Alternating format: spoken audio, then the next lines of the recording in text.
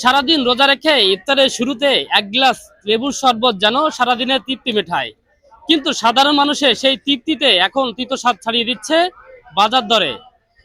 আমি এখন দাঁড়িয়ে আছি রাজধানীর সব থেকে পাইকারি কাঁচা বাজার কারণ বাজারে। রমজান আসার শুরুতে লেবুর হালি ছিল 40 টাকা, আর সেই লেবুর হালি বিক্রি হচ্ছে অভিদার দামে। কেন এই একাচ্ছম্ব দাম? সিন্ডিকেট নাকি সরবরাহ সংকট? তা জানতে আজ ঘুরবো কারণ বাজারের অলিগলিতে।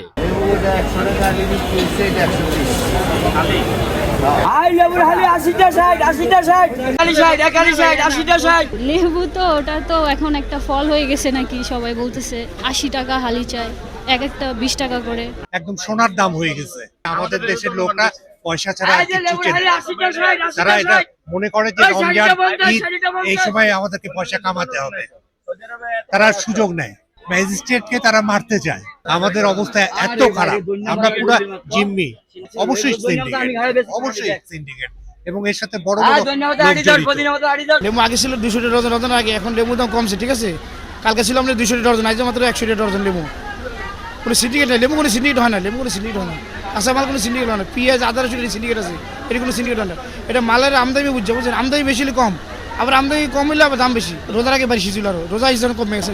রমজানের আগে লেবু বেশি আমরা 200 টাকা ডজন, এখন 100 টাকা ডজন বেচতেছি। রোজার ভিতরে হলো দাম কমানোর কথা, কিন্তু রোজার ভিতরে এত দাম কিসের জন্য আল্লাহ পাক জানে। মানে এদের ভিতরে মানবতা নাই কিসের জন্য আল্লাহই জানে।